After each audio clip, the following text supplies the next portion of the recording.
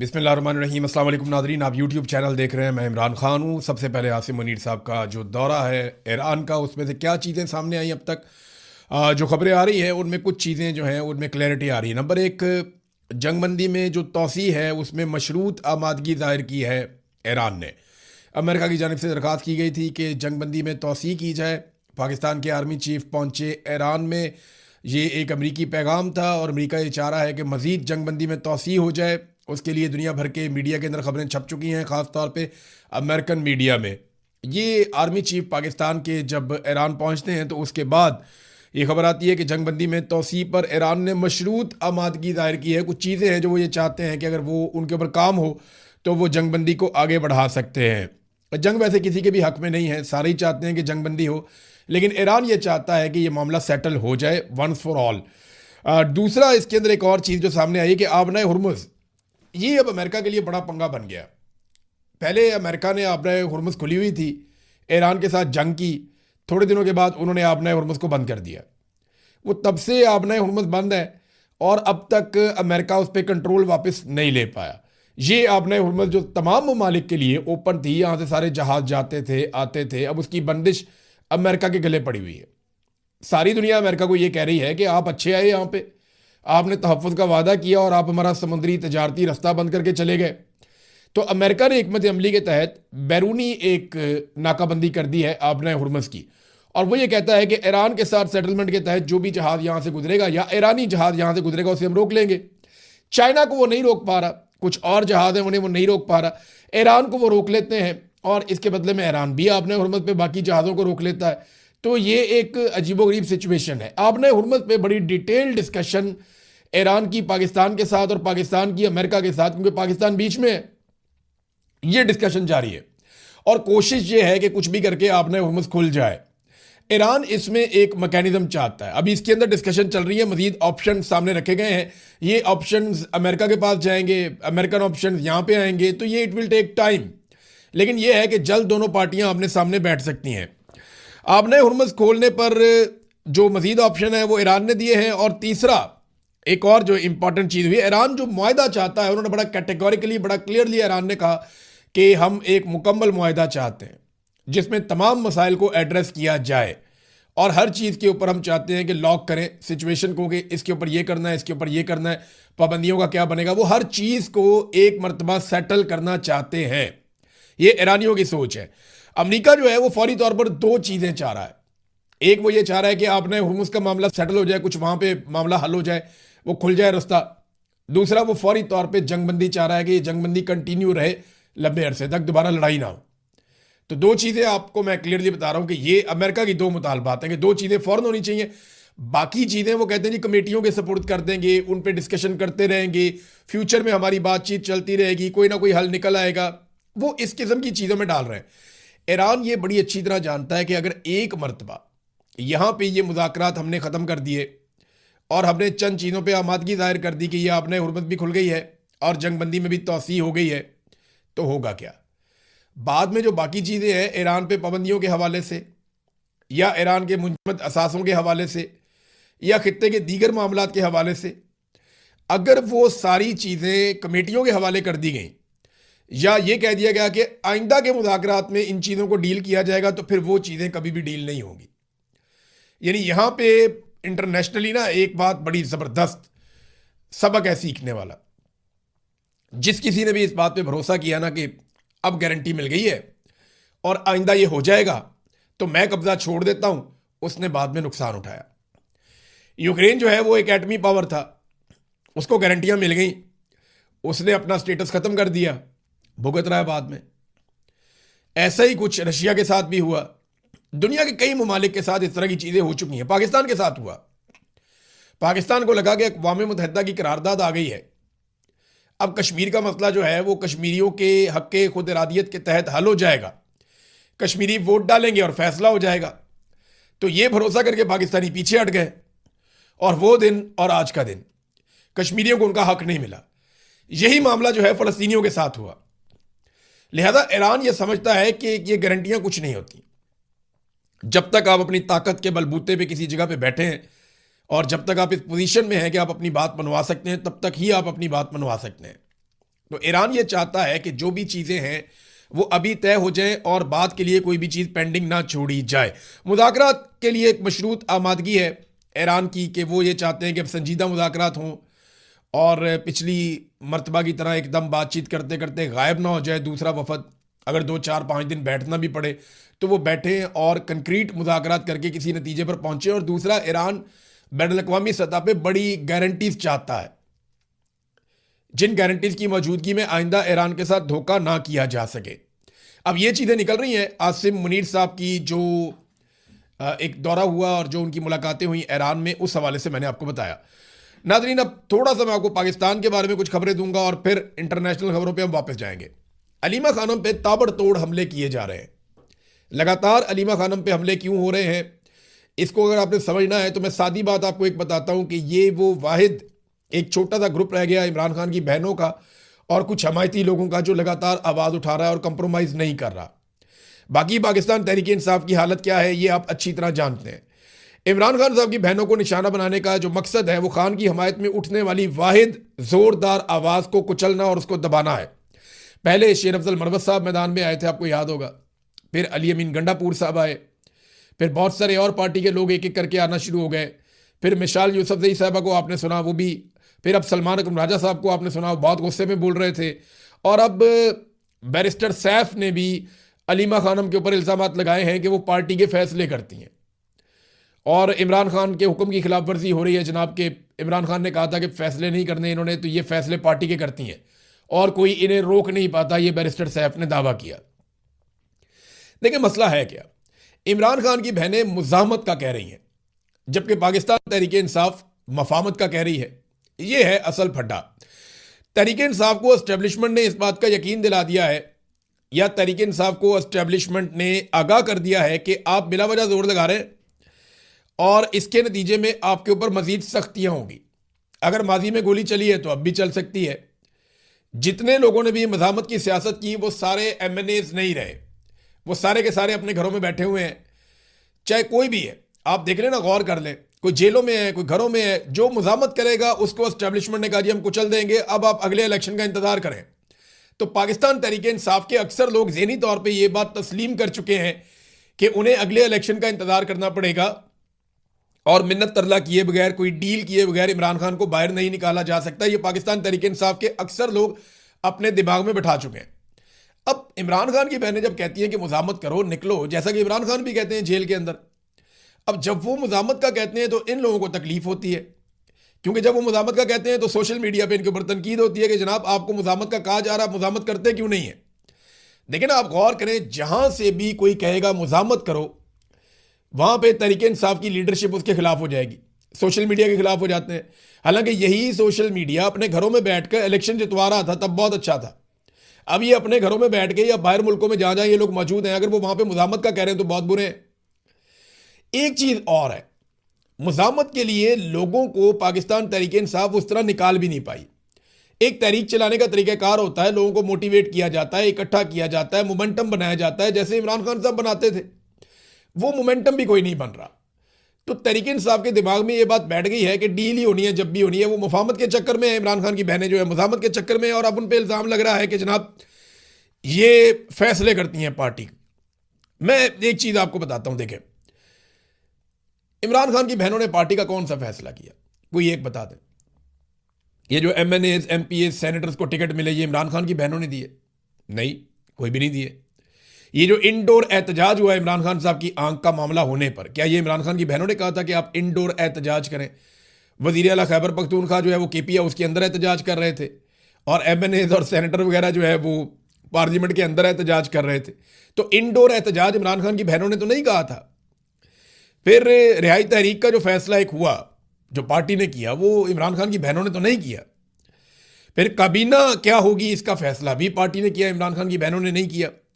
जलसा करना है ये फैसला पार्टी का था, इमरान खान की बहनों का नहीं था। जलसा मनसूख करना है ये फैसला भी पार्टी का था, इमरान खान की बहनों का नहीं था। लाहौर, कराची और कोयटा में जाना है सुहेल अफरीदी ने, वहां पे जाके जो है वो रैलियां निकालनी है, ये फैसला पार्टी का था, इमरान खान की बहनों का तो फैसला नहीं था। तो सिर्फ इमरान खान साहब के मामलात में वो बोलती हैं, पार्टी के मामलात में नहीं बोलती। और देखें, इमरान खान को बाहर निकालने के लिए वो इमरान खान की पार्टी को ही कहेंगी ना, उन्हीं ओहदेदारों को कहेंगी जो बेनिफिशियरी है इमरान खान के। यानी जो लोग इमरान खान के साथी होने के और वफादार होने के दावेदार हैं, वो उन्हीं को कहेंगी ना कि निकलो अपनी वफादारी दिखाओ। और तो वो किसी को कह नहीं सकती। या वो आसिम मुनीर को कहना शुरू हो जाए या शहबाज शरीफ को कहना शुरू हो जाए जाके कि तुम निकालो इमरान खान को बाहर, तुम निकल के एहतजाज क्यों नहीं करते? भाई उन्होंने तो अंदर डाला हुआ है। तो मामला यह है कि तहरीक इंसाफ को गुस्सा इस बात पे आता है कि ये हमें क्यों कहती है कि इमरान खान को बाहर निकालो, हालांकि हमारी ये सकत ही नहीं है। तहरीक इंसाफ के अक्सर लोग जो है ना वो अब लड़ाई से पीछे हट गए। जो लड़ने वाले लोग थे उनमें ज़्यादातर अंदर हो गए, बहुत सारे मायूस हो गए और बहुत सारे बेचारे अभी भी स्ट्रगल कर रहे हैं, कोशिश कर रहे हैं, आवाज़ें लगाते रहते हैं, लेकिन सिस्टम के अंदर उनके लिए गुंजाइश नहीं है। बुशरा बीबी के हवाले से भी खबर है कि उनकी तबीयत काफ़ी नासाज है और मेडिकल चेकअप के बाद ये ज़राए से रिपोर्ट आई है। उनका जो मेडिकल चेकअप हुआ, जेल के अमले ने तो कहा जी बिल्कुल रूटीन का मामला है, कोई ऐसी बात नहीं है। लेकिन जो ज़राए से खबर बाहर आई है उस खबर के मुताबिक बुशरा बीबी की हालत भी काफ़ी ख़राब है। अब देखें ना, एजाज चौधरी की क्या हालत है, यास्मीन राशिद साहिबा जो हैं वो कैंसर सर्वाइवर हैं, वो अभी तक कितनी मुश्किल में है। उमर चीमा के साथ इन्होंने क्या किया।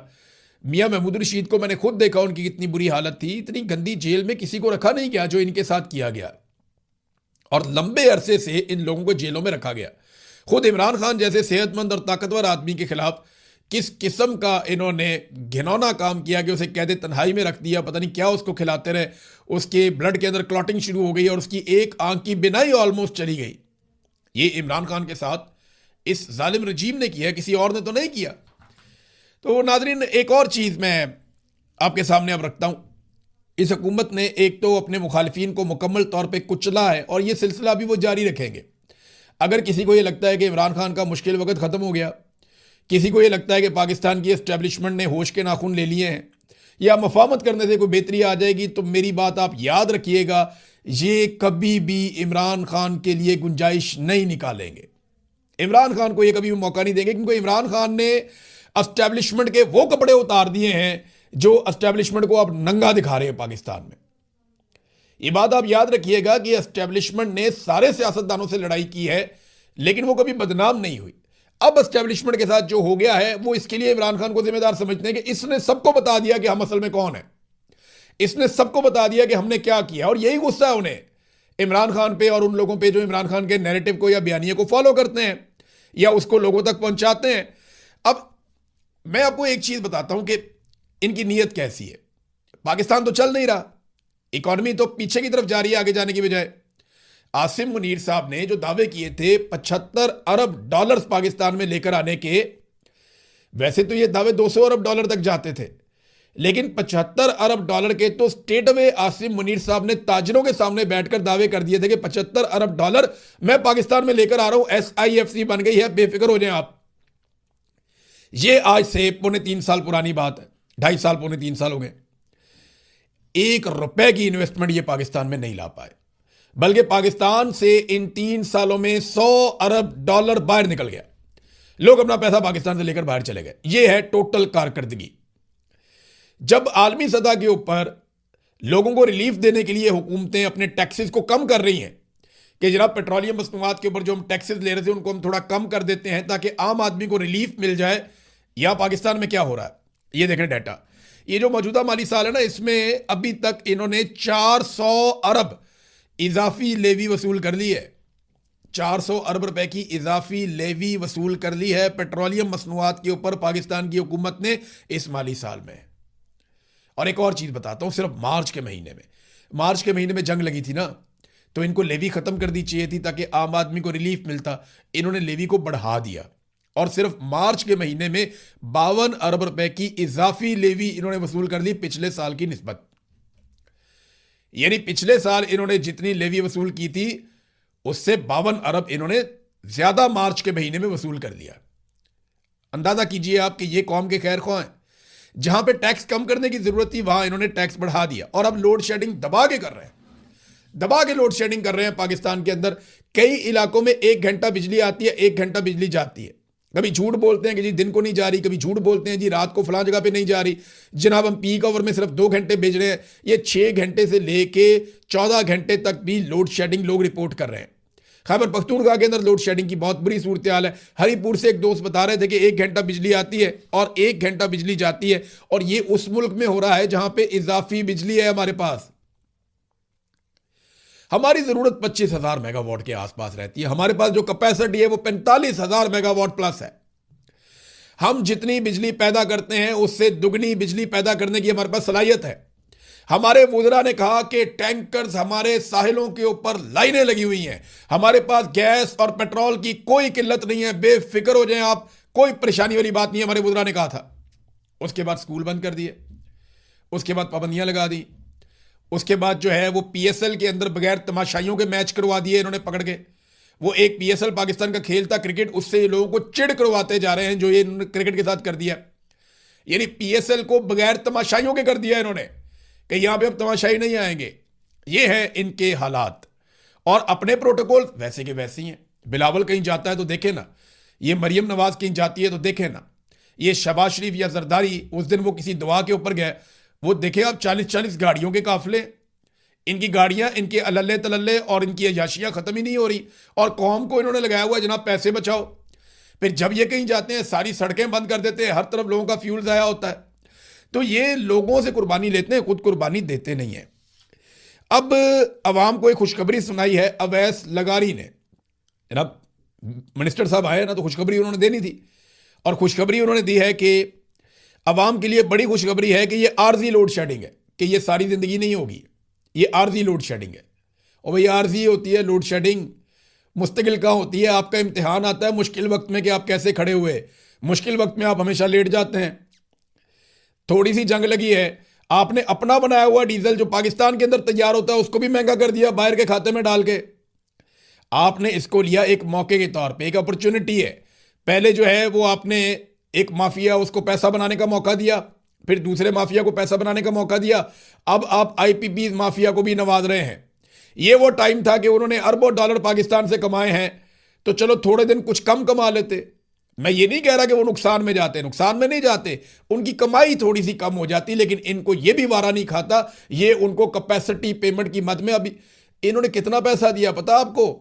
ये 2 ट्रिलियन इन्होंने अभी देना उनको दोबारा, 2000 अरब के करीब इन्होंने, फिर हर साल ये उनको इतना पैसा दे रहे हैं। और ये पैसा वो है कि बिजली वो नहीं बनाते, बिजली का पैसा हम देते हैं।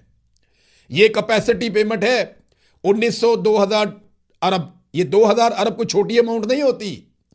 ये पैसा हम हर साल आईपीपीज को देते हैं। और क्यों देते हैं? क्योंकि आपने ये बिजली नहीं बनाई, लेकिन हम ये मानते हैं कि आप ये बना सकते थे, ये पैसे आप ले लें। ये नवाज शरीफ ने और शहबाज शरीफ ने पाकिस्तान के साथ किया।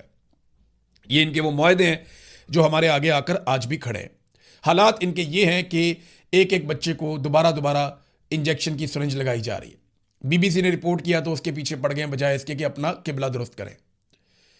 300 से ज्यादा बच्चे एड्स का शिकार हो गए हैं पंजाब में। किस वजह से?